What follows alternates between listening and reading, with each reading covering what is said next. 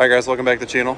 Jared at 3C is going to give you a review of the UForce XL10 Pro and the accessorized version of it. This is the XL version, so it's the 6-seater.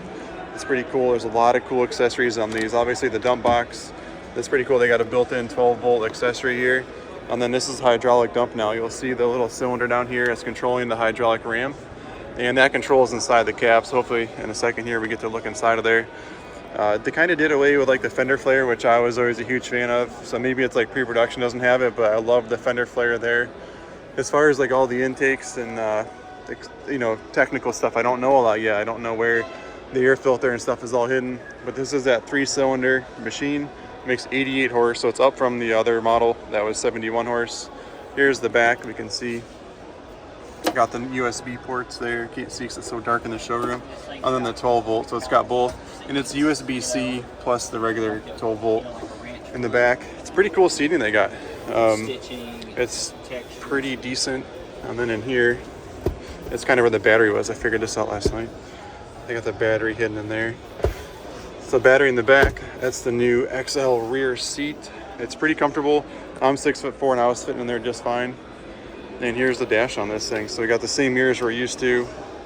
Light switch, 2-wheel, 4-wheel, 4-wheel diff lock.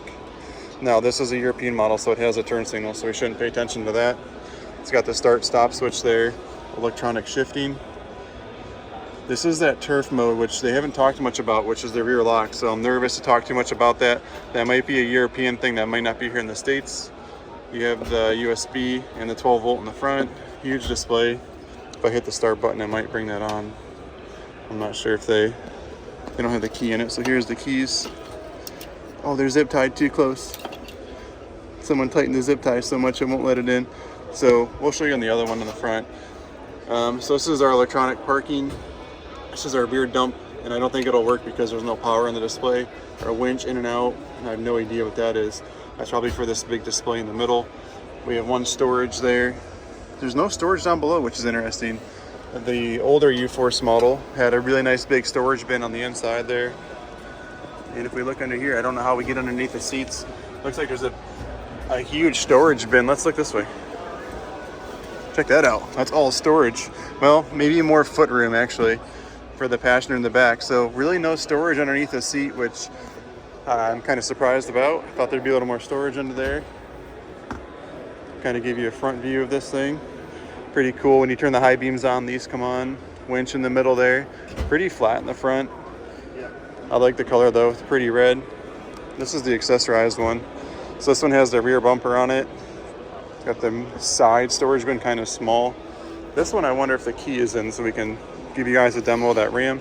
This has the glass power windows in it. Let's see if the key's not currently on. So these are the doors. Man, they shut nice. You can lock them too, which is super cool. So if you do live in a spot where you can drive these on the road, that's going to be awesome.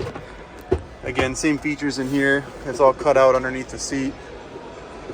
And then there's a storage on the other side. So we got front and rear doors. This is a tilting glass window. It's got the power rams tip up with the windshield wiper, and this is glass too.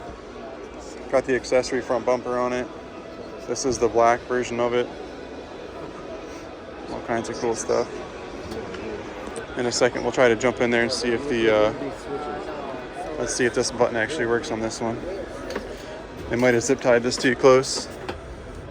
They did, so we can't get in there. So would have loved to start that, or like not start the vehicle, but at least turn that on for you guys so you can see better. So seating looks awesome on these. That's our first initial video.